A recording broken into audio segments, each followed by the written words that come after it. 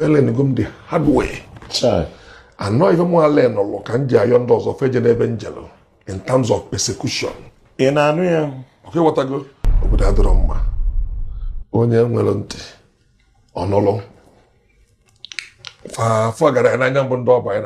We all have to coexist.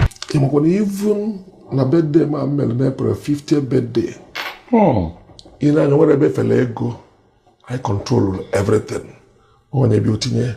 I remember I can't take on at this age now. Yeah. Man, I want that you appreciate. When you for professor here, man, I want this to makia.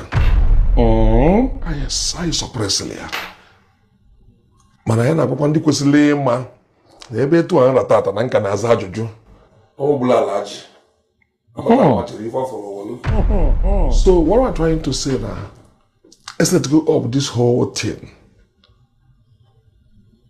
And I just in there that no now able. In Anuya. Unjuleju, go come, but I'm telling you, I'm a gear experience. Not go get the for now. You were the ego above the muscle. I pocket I made you put cash. Only been look at the effort, and then my talking and I'm amazing cozy. Because I learned the hard way. Chai.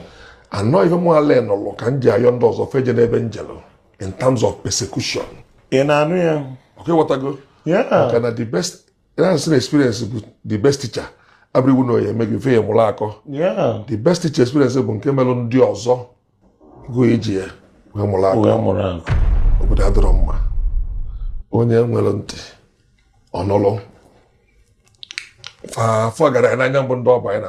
We all have to coexist. How do we coexist?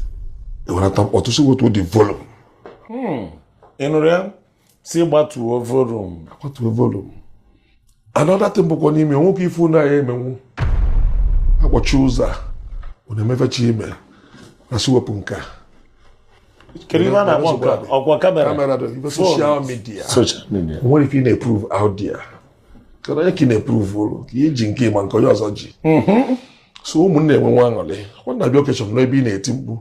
Says na photo. Says ebe na abego. Nya mmadi fe quietly. Yes, onye so nwa ko di nyalo mmadu je bero mmadu no wa. Nwe bero odi agi nyalo mmadu. As a matter of fact, get na nzuzo na kan kan nyalo afula anya. Ezo. So the final order be na oh the my onwe na acho ko bi little mmadu ma ko suppress ya ka ala ma ni ibute n'ike. Ni ibute ike. Mana okike we last ya life maka na onye odolo mma odugola ani igbo mma. Amen. Ifakete yeto aketa ebe na ekuzuzu ina na ifo na ani igbo azu. Oh ya azu n'izu. Ke ifo ya one of the best Christmas maka na. Amen. Ndị na-achị ya alụgo nnukwu ọlụ. Ndị omekome abịanyọta gofa. A na-ejezi na-apụta. So na enatano ka na chi anwụkwa. Akpata mba na akụ ka ebelata na ana igbo. Ọlụla anyị mma. Onye jela afịa ndị nọdụrụ n'ụlọ. Yes. Ewuti igbo afịa nọ ndị nọdụrụ n'ụlọ erie. Onye fa na-egwa n'ife niile efu. Ọ bụ nke o si daa ọdịdị mmadụ anyị niile ka si fa n'igbo n'anya ya esi anyị we na operate na-apụta every day.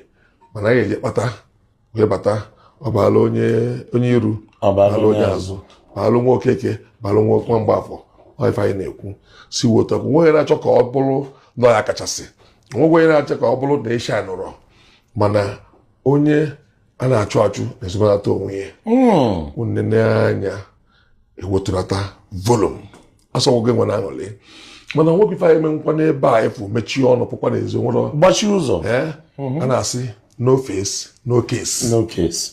Ịnụrụnka amụta m ọzọ no face no case. Ọ iru afọ ka a na-atụ nga. Ọ bụ na nọ ikuku ka ewu onwe ndị na-eme nnukwu ife nọ na social media. I agree with you, boss. Yeah.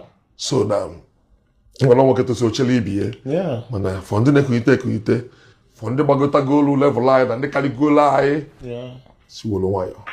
Si na-promote ezinụlọ. Si na-epromotu eziokwu. Si na-epromotu ịgba mbọ. Si na-epromotu ana Igbo. Si na-epromotu na nsọ bụ nsọ alụ bụ alụ. Si na-epromotu ezi omume. Ife the upcoming nwere mụta n'aka anyị dị too much. Ọ bụrụ sị ihe ego.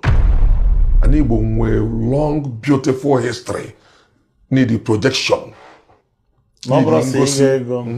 Ọkwọtago. Enwere emenala mmanwụ ubi. ede ugbo ede eko nwere a lot of things anyị na-eme kwesịrị ka anyị export out there kụwara afọ anyị sikosibe ndị anwa sikosibe ana Igbo sikosibe the beautiful terrains of ana Igbo